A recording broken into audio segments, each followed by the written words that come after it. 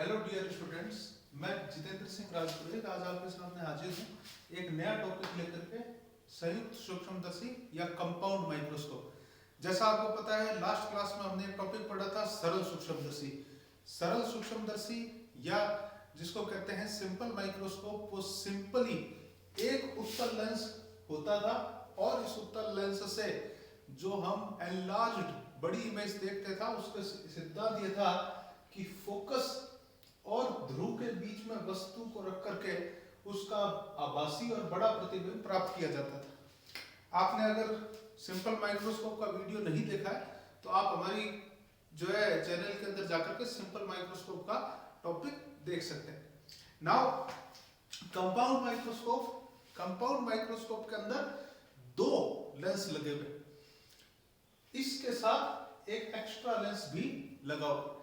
ये दो लेंस कौन कौन से हैं? एक कंपाउंड माइक्रोस्कोप का डायग्राम आपके सामने बना हुआ है। इस कंपाउंड माइक्रोस्कोप के अंदर ये जो नीचे की तरफ आपको दिखाई दे रहे हैं, इन लेंसों में से किसी भी एक लेंस को इस वस्तु की तरफ रखा जाता है। यहाँ पर एक बहुत छोटा सा एक लेंस लगा हुआ है जिसको कहते हैं ऑब्जेक्टिव लेंस, अभिदृश्यक लेंस। इस लेंस का नाम है ऑब्जेक्टिव लेंस।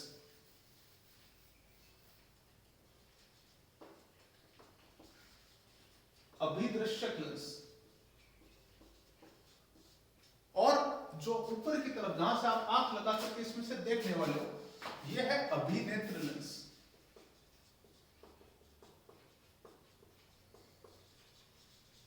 Eyepiece lens.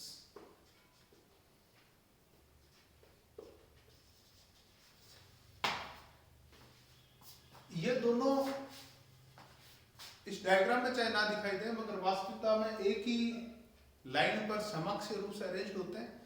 और ये पहले इसकी इमेज बनाता है, देन वो दूसरी इमेज बनाता है। प्रैक्टिकल माइक्रोस्कोप में तो ये कांच की पट्टी के नीचे लाइट का सोर्स भी रखा होता है जो इसको इल्यूमिनेट करता है ताकि आपको इमेज जो है वो अच्छे से दिखाई दे जाए। कोशिकाओं को देखने के लिए, स्लाइड्स को देखने के लिए, ब्लड्स का सैंपल्स देखने के लिए, प्याज की झिल्ली को देखने के लिए, या बायोलॉजी में बहुत सारे प्रैक्टिकल करने के लिए इसका यूज किया जाता है। इसके अलावा भी बहुत सारे दूसरे उपयोग भी इसके हैं, मगर फिलहाल हम इसके उपयोगों से ज्यादा इसकी बनावट और कार्य प्रणाली के बारे में बात करने वाले हैं। बनावट या कार्य प्रणाली की कहानी है कि ये जो नली है, इस नली में ये समकक्ष रूप से भरे हुए हैं और इसके अंदर ऑयल भरने की भी व्यवस्था होती है। अगर हमें आवश्यकता होती है तो हम इसके अंदर सेडार ऑयल या देवदार का तेल भी भर सकते हैं, जिसकी सहायता से इसकी रिजोल्यूशन पावर बढ़ती है। रिजोल्यूशन पावर क्या होता है वो हम आगे एक अलग से टॉपिक में पढ़ेंगे। फिलहाल मैं खाली नाम बता सकता हूँ कि रिजोल्यूशन पावर बढ़ाने के लिए इसमें सेडार ऑयल का, देवदार के तेल का भी उपयोग किया जाता है। ये जो ट्यूब है इसकी लंबाई को कम ज्यादा किया जा सकता है, इसकी हाइट को भी एडजस्ट किया जा सकता है, और इसमें कई टाइप की अभिदृश्यक लेंस अवेलेबल है। इस प्लेटफॉर्म को घुमा घुमा करके डिजायर्ड फोकस दूरी का अभिदृश्यक लेंस लिया जा सकता है। ये जो आईपीस है ये भी निकाल करके इसमें दूसरा आईपीस लगाया जा सकता है, तो वो भी अलग अलग फोकस दूरियों के आईपीस इसमें लगाए जा सकते हैं। सिद्धांत इसका क्या है या उसकी जो है कार्य प्रणाली क्या है, उसके बारे में भी हमें बात करनी यहाँ पर बड़ी जरूरी है। फिलहाल मुद्दे की बात यह कि इस बड़े से डायग्राम को अगर मैं सिंपल रूप से बनावट को अगर दिखाना चाहूं तो मैं इसकी बनावट को दिखाना चाहूंगा कि एक छोटा सा ऑब्जेक्टिव लेंस है। ऑब्जेक्टिव लेंस की फोकस दूरी को हम मानेंगे f0, और एक इसकी तुलना में काफी बड़ा आईपीस लेंस है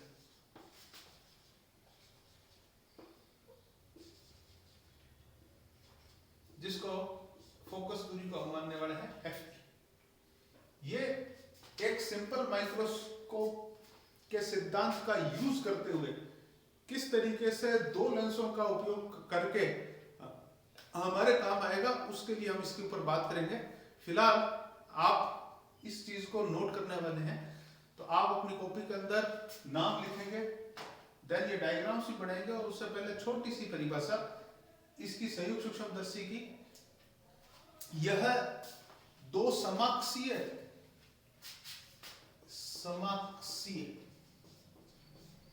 उत्तल लेंसों का ऐसा संयोजन होता है जो सूक्ष्म वस्तुओं का आवर्धित प्रतिबिंब देखने में प्रयुक्त होता है। It is a combination of two coaxial convex lenses which is used to view enlarged image of extremely tiny objects। आप ये दोनों डायग्राम जो है वीडियो पॉज करके पढ़ेंगे और नोट करेंगे।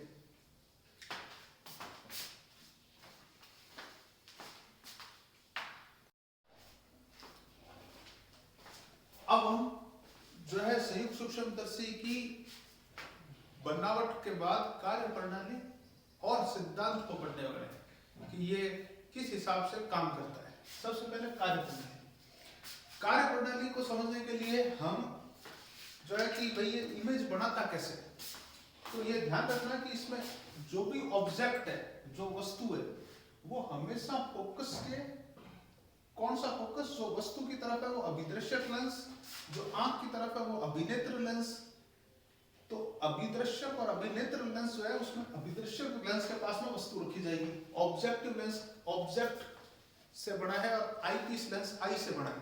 जो ऑब्जेक्ट की तरफ वो ऑब्जेक्टिव लेंस, जो आंख की तरफ आई पीस लेंस। तो जो वस्तु रखी जाती है वो ऑब्जेक्टिव लेंस के पास रखी जाती है। कहां रखी जाती है? इस फोकस के जस्ट पीछे।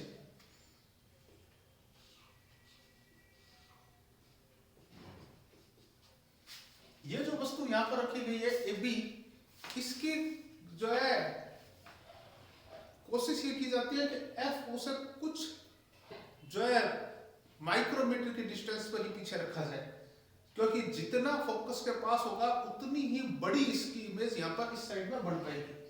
तो ये पहला सिद्धांत यहाँ पर हम यूज करते हुए कि इसकी जो इमेज है वो बनाने के लिए इसको जस्ट फोकस के पीछे रखा जाता है। अब यहां से पहली प्रकाश की किरण निकली जो समांतर होती थी और फोकस से निकल जाती थी। मैंने इसको ग्रीन कलर में बनाया। नेक्स्ट दूसरी किरण जो प्रकाश की हम लेते हैं वो ये है कि ध्रुव से आती है और सीधी निकल जाती है।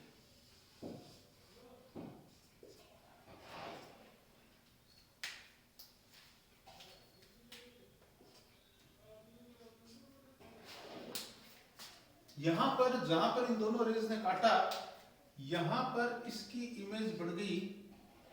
इस इमेज का नाम हमने रख लिया समथिंग ए डैश बी डैश। ये जो वस्तु बनी है A dash B dash image, यह वास्तविकता में इस वाले लेंस के लिए वस्तु है। इस लेंस को वो वस्तु नहीं दिखाई देगी, इसको ये दिखाई देगी। इसके लिए वस्तु ये है। A dash B dash is image for objective lens but it is object for eyepiece lens. जो ए डैश बी डैश है वो उस अभिदृश्यक लेंस के लिए तो प्रतिबिंब है, मगर अभिनेत्र लेंस के लिए वस्तु। ये वस्तु अगर आप इसको ध्यान से देखोगे तो फोकस और ध्रुव के बीच में स्थित है। मान लीजिए इसका ध्रुव था P1 और इसका ध्रुव है P2। तो ये जो है ध्रुव जो इसका है उसके और इसके फोकस के बीच में स्थित है। जब फोकस और ध्रुव के बीच में वस्तु स्थित होती है तो उसका आभासी और बड़ा प्रतिबिंब बनता है। वास्तविकता में यहाँ पर होने वाला ये है कि ये रेज यहां से इस हिसाब से निकलने वाली है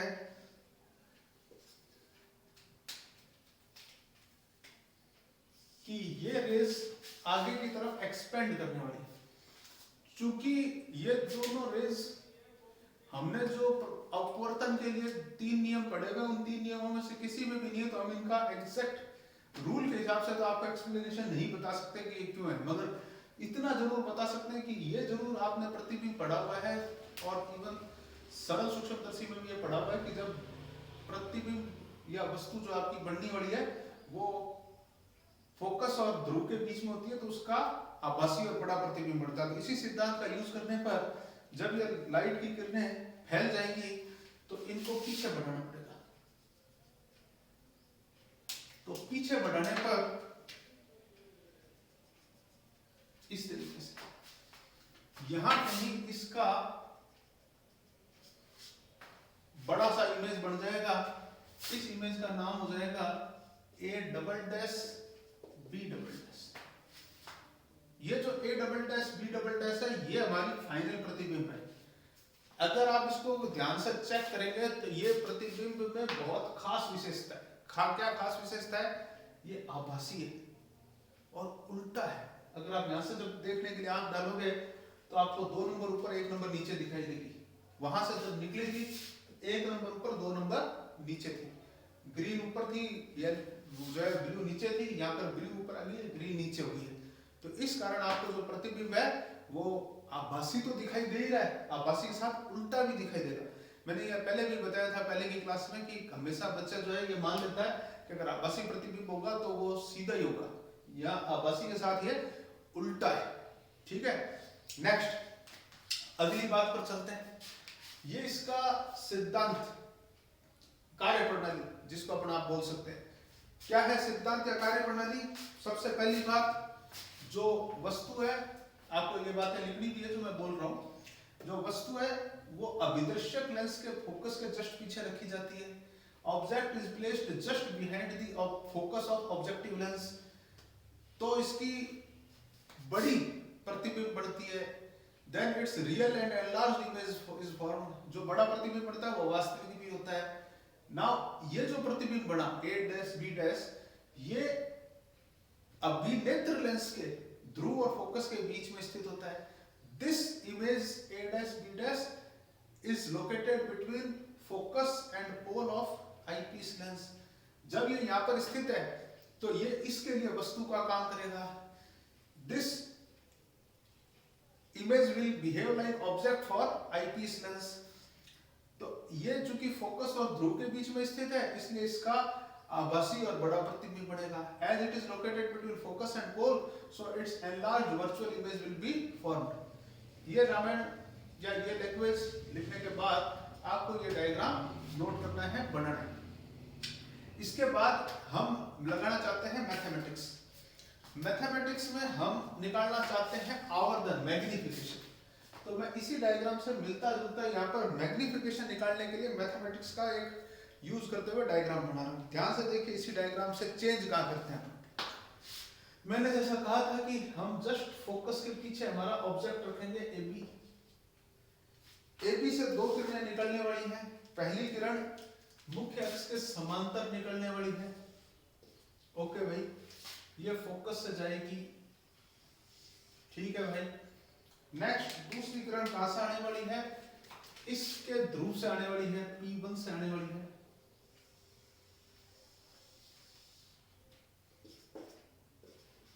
इन्होंने जहां काट लिया वहां हमारी इमेज बन गई A डैश B डैश। अभी जब मैंने ये डायग्राम बनाया था तो मैंने इन 2 किरणों, ना तो कोई मुख्य अक्ष के समांतर थी, ना कोई फोकस से जा रही थी, ना कोई ध्रुव से जा रही थी, तो इनका मुड़ना हम नहीं समझा पाए थे। तो हमने इसको दोबारा से बनाने के लिए हमारे सिद्धांत यूज किया। हमने कहा कि भाई हम यहाँ से 2 नई किरणें मान लेते हैं। वास्तविकता में तो किरणें ऐसे निकलती है, अब हम यहाँ पे मान रहे हैं कि 2 नई किरणें निकल रही। यहाँ से इससे 2 नई किरणें निकली। पहली किरण कौन सी निकली? मुख्य अक्ष के समांतर वाली। ये मुख्य अक्ष के समांतर वाली किरण निकली जो अब रे नंबर 3 है। और वो कहां से जाएगी? वो उसके फोकस से जाएगी। और अगली किरण कहां से जाने वाली है? इसके ध्रुव से जाने वाली है, 4 नंबर। ये दोनों रेस रेड और ब्लैक वाली आपस में काफी एक्सपेंड होने वाली है, इसलिए जब आप इनको पीछे की तरफ एक्सटेंड करोगे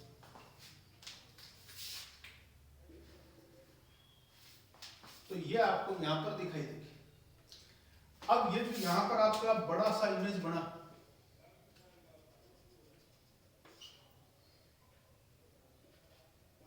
A double dash B double dash. अब हमारा सवाल यह कि ये कितना बड़ा दिखाई दिया। एक उदाहरण से समझते हैं कि कोई वस्तु बड़ी हो तो ही बड़ी नहीं दिखाई देती है, उसका बड़ा दिखने का एक कारण अलग होता है। मैं एक उदाहरण से आपको समझाता हूं। मान लीजिए आप एक अपनी आंख के सामने सड़क पे लगे हुए 2 खंभों को देखते हो। दोनों खंभे एक ही साइज के, मगर आपको पास वाला खंभा बड़ा दिखाई देता है, दूर वाला खंभा छोटा दिखाई देता है। कारण ये कि ये जो खंभे आंख पे कोण बना रहे हैं, ये अगर अल्फा बना रहा है, ये बीटा बना रहा है, तो आपको पता चलेगा अल्फा की तुलना में बीटा ज्यादा है।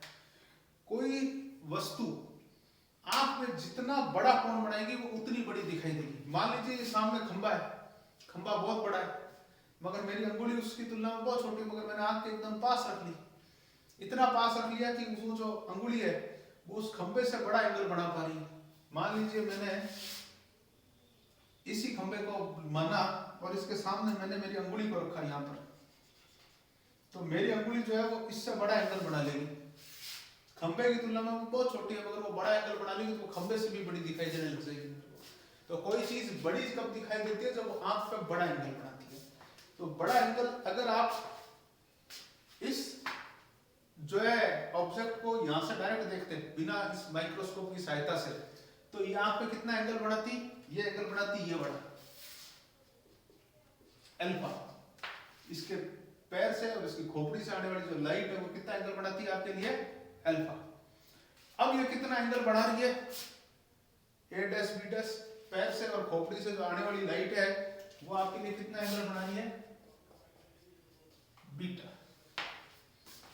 हम जो कंपैरिजन करना चाहते हैं इस अल्फा और उस बीटा में, ये कंपैरिजन बराबरी का होना चाहिए। बराबरी का मतलब दोनों चीजें बराबर दूरी पर रखी हुई हो। जैसे खंभे में आगे पीछे रखने पर डाटा सही नहीं मिलता, वैसे ही हम चाहते हैं कि दोनों बराबर डिस्टेंस पर रखे हुए हों। तो बराबर डिस्टेंस पर रखने का मतलब ये डिस्टेंस तो कम है, ये डिस्टेंस ज्यादा है। आप इसको तो आप पास लेकर के देख रहे थे, इससे थोड़ा दूर से देख रहे हो, इसलिए हम इस एंगल की बजाय अल्फा एंगल कहां बनाने वाले हैं, इसी वस्तु को, ध्यान से देखना, इसी वस्तु जो AB है उसको हम यहां खड़ा करने वाले, A डैश B डैश जहां खड़ा है वहीं पर खड़ा करने वाले हैं।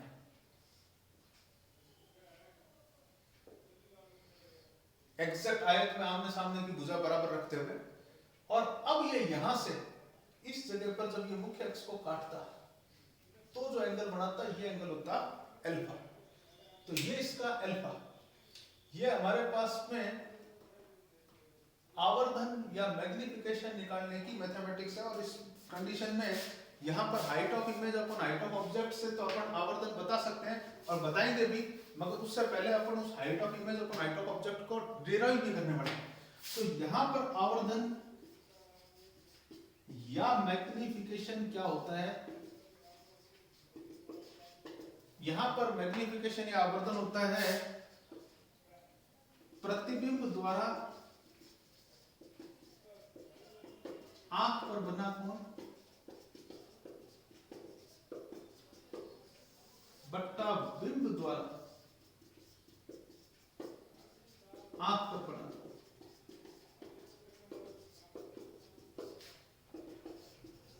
Angle formed by object on I upon by image on I and angle formed by object on I। इस डायग्राम में अगर मैं बोलूं तो what is magnification, magnification is beta upon alpha, and if magnification is beta upon alpha तो हम खाली beta और कुछ नहीं निकाल सकते, हम फॉर्मूला यूज करेंगे स्मॉल एंगल अल्प कोण का, जिसके लिए tan थीटा जो है वो थीटा होता है। तो सिंपल बीटा को इसके बाद में यहां पे लिख रहा हूं, इसके बाद हम जो सिंपल m है उसको हम tan beta upon tan alpha भी लिख सकते हैं। बीटा की जगह पे tan बीटा, थीटा की जगह पे tan थीटा भी लिखा जा सकता था। तो बीटा की जगह पे tan बीटा और अल्फा की जगह tan अल्फा। उस डायग्राम में देखो ये जो है अगर P2 है तो what are the tan alpha and tan beta. tan alpha ये जो हमारे पास में दूरी है जो वास्तविकता में AB के बराबर ही है बट्टा में P2A डबल डैश, मान लो ये वाली दूरी का नाम हमने रख दिया एक बार के लिए CD। तो ये जो दूरी आने वाली है tan अल्फा वाली, it is CD upon P2C, CD upon P2C। और जो tan बीटा है वो वाला A double dash B double dash upon P2C, A double dash B double dash upon P2C। P2C तो दोनों में सेम ही दूरी है तो कट जाएगा। CD किसके बराबर है? AB के बराबर। डायग्राम से आपको पता चल ही रहा होगा CD बराबर AB है। इस फॉर्मूले में मैं थोड़ा सा रीअरेंजमेंट कर रहा हूं। A double dash B double dash upon A dash B dash into A dash B dash upon AB लिख दिया। फायदा, अगर आप देखोगे ये फॉर्मूला तो A double dash B double dash कौन है? A double dash B double dash इसका इमेज है, आई पीस के लिए इमेज है। A डैश B डैश कौन है? आई पीस के लिए ऑब्जेक्ट है। तो height of image upon height of object, प्रतिबिंब की ऊंचाई बटा बिंब की ऊंचाई, किसके लिए? आई पीस लेंस के लिए, अभिनेत्र लेंस के लिए। तो इसको आप ME बोल सकते हो, magnification of eyepiece lens. वापस आओ, A डैश B डैश क्या है? A dash B dash object तो था इसके लिए मगर इमेज है उसके लिए, तो it is image for this, it means it is height of image. और व्हाट इज AB? ये तो रियलिटी में ऑब्जेक्ट है तो it is height of object. वापस height of image upon height of object, height of image upon height of object किसके लिए? इसके लिए। कौन सा लेंस है? Objective lens. तो MO। ध्यान से समझना बात को। मान लो पहले लेंस ने किया 4 गुना, दूसरे ने किया 5 गुना, तो आपको 4 गुना प्लस 5 गुना वस्तु 9 गुना बड़ी नहीं दिखाई देगी। पहले ने किया 4 गुना, दूसरे ने किया 5 गुना, तो वस्तु आपको 20 गुना बड़ी दिखाई देगी, 20 टाइम्स लार्जर दिखाई देगी। ये खास बात है आपके पास में, ध्यान से सुनना मेरी बात को। गुणा हो रही है। मान लीजिए एक वस्तु इतनी सी थी, आपको इसने इतना बड़ा करके दिखाया, तो ये जो दिखाएगा तो ये उसको इतनी बड़ी वस्तु को 5 गुना बड़ा करके दिखाएगा। तो ये वस्तु जो आपको दिखाई देने वाली है काफी बड़ी दिखाई देने वाली है। तो इसका 4 और इसका 5 मिला करके 20 गुना होने वाला है। तो ये खास बात हमारे सामने है। अब हम इसको निकालने वाले कि कितना कितना होता है। आपको याद आएगा मैग्निफिकेशन का फॉर्मूला हमने एक बोला है, मैग्निफिकेशन का फॉर्मूला हमने बोला है V अपॉन U। यहाँ पर V upon U objective lens के लिए ऑब्जेक्टिव लेंस वाले, आईपीस लेंस के लिए आईपीस लेंस वाले हैं कौन कौन से? तो ये डायग्राम चलते हैं। ये ऑब्जेक्टिव लेंस के लिए U है जो माइनस का होगा। क्यों होगा माइनस का? क्योंकि इस साइड आप दूरी नापोगे। ये जो A डैश तक की दूरी है ये BO है जो होगा प्लस का। ये जो दूरी है ये होगी UE जो होगी माइनस की। और फाइनली ये वाली जो दूरी है ये होगी BE जो भी होगी माइनस की। फिर से देख लीजिए, ऑब्जेक्टिव लेंस के लिए जो ऑब्जेक्ट की डिस्टेंस है वो है U, चूंकि ऑब्जेक्टिव लेंस है तो UO माइनस की। ऑब्जेक्टिव लेंस के लिए जो इमेज की डिस्टेंस है वो है V, वो ऑब्जेक्टिव लेंस की इसलिए VO, और इस साइड में है इसलिए प्लस की। एकमात्र दूरी जो ध्रुव से इस साइड नाप रही है। आईपीस लेंस का ध्रुव यहाँ है तो ऑब्जेक्ट इसके लिए A डैश B डैश उसकी दूरी नापेंगे तो वो माइनस की आएगी। आईपीस लेंस के इमेज की डिस्टेंस है वो इस साइड में, वो भी माइनस की आएगी। फॉर्मूले से वैल्यू लिख रहा हूँ, इसके बाद का काम मैं इधर लिख रहा हूँ। What is magnification? ME means BE upon UE and MO means BO upon UO। चिन्ह लगाने आपको चारों क्या है, ये बड़ा माइनस का, ये प्लस का, ये माइनस का, ये माइनस का। ये दो माइनस कट जाएंगे, ये एक माइनस रहेगा। मैं फॉर्मूले को थोड़ा सा रीअरेंज करके लिख रहा हूं। माइनस का BO upon UO, BE upon UE। दो माइनस कट गए थे, इस माइनस वाले चीज को आगे लिख दिया, ये साइड। आपको एक बात पता चलनी चाहिए, ये आपकी इमेज इमेज कहां बनेगी, आप यहां पर जस्ट पास में आंख रख करके देखने वाले हो, तो ये माइक्रोस्कोप के साथ में स्ट्रिक्टली ये कंडीशन है कि ये 25 सेंटीमीटर पे बढ़ना ही चाहिए, अनंत वाला काम यहाँ नहीं चलेगा। यहाँ तो 25 सेंटीमीटर ही स्ट्रेच आई ही होनी चाहिए। माइक्रोस्कोप में देख रहे हो, ढंग से ध्यान से देखना है, स्ट्रेच कर आई को देखना है, तो स्ट्रेच करके आई को देखना है, तो इट इज डी। तो ये आप यहाँ पर बोलने वाले हो कि VE इज D, तो V इज D, देन आप इस फॉर्मूले को बनाने वाले हो VO upon UO D upon UE। ये इक्वेशन नंबर फर्स्ट है। आपको क्या करना है, सबसे पहले जैसा मैंने कहा था कि मैंने इसकी वर्किंग लिखवाई थी, तो वो सिद्धांत जो है बनावट के बाद में आपने इसकी कार्यप्रणाली लिखी होगी। कार्यप्रणाली में कार्यप्रणाली का पहला वाला डायग्राम बनाएंगे आप, देन आप हेडिंग डालेंगे कॉपी में आवर्धन। इस डायग्राम को बनाने के बाद आप कॉपी में हेडिंग डालेंगे आवर्धन, अंग्रेजी में कहते हैं मैग्निफिकेशन, और मैग्निफिकेशन में ये वाला डायग्राम और ये वाली मैथमेटिक्स आप नोट करेंगे। इस डायग्राम में भी आपको ये डिस्टेंसेस UO, VO, UE और VE बनानी। डायग्राम बनाने के बाद आपको ये नीचे की मैथमेटिक्स इस बार मैंने थोड़ा रिवर्स ऑर्डर में लिखी है, तो रिवर्स ऑर्डर में पॉज करके लिख लीजिए। अभी मैं वीडियो को एक बार के लिए पॉज जो है, आपको वीडियो पॉज करके लिखना है, मैं भी वीडियो पॉज करके बोर्ड साफ करता हूँ और कुछ जगह बनती है तो आगे का काम शुरू करता हूँ।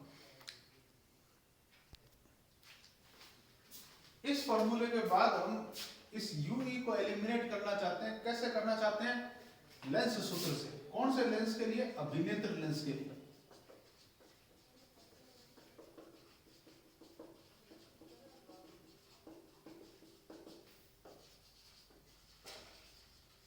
According to lens formula for eyepiece lens,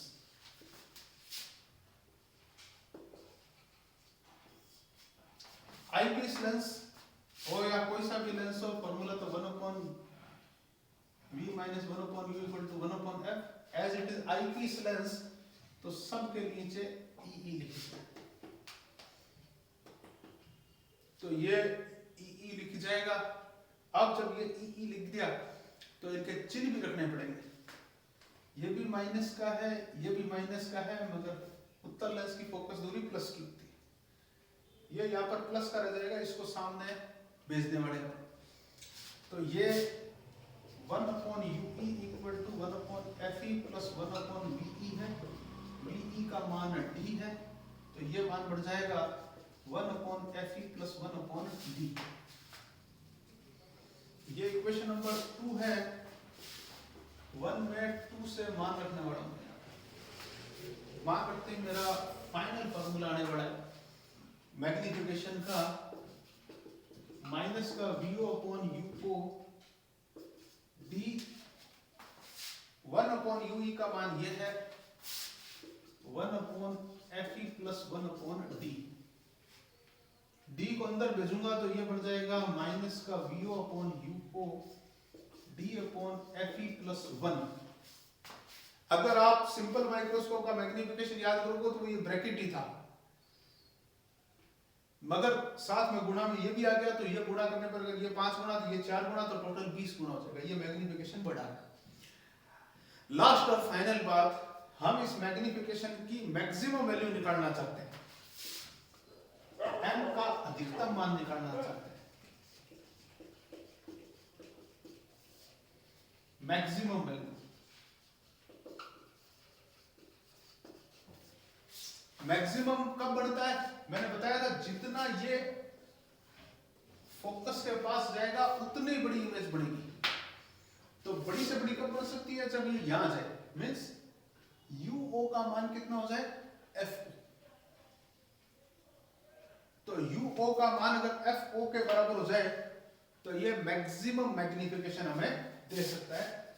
तो M का मैक्सिमम मान जो हमें मिल सकता है वो VO upon FO D upon FE plus 1 बन जाए।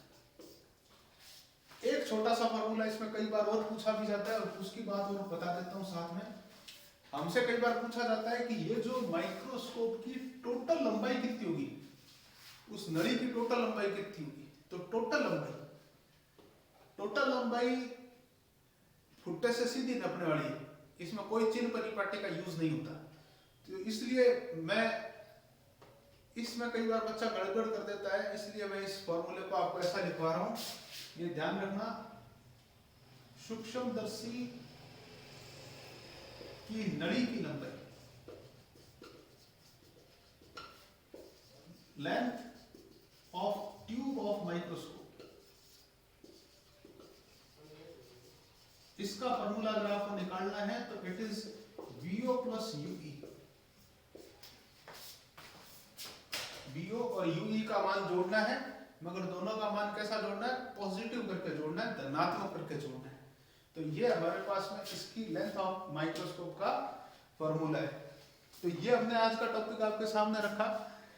तो ये आपके लिए आज का टॉपिक है, आप इसको पॉज करके वीडियो को और नोट कर लीजिए, ठीक है। इसके आगे की बात हम अगले वीडियो में करेंगे टेलीस्कोप की।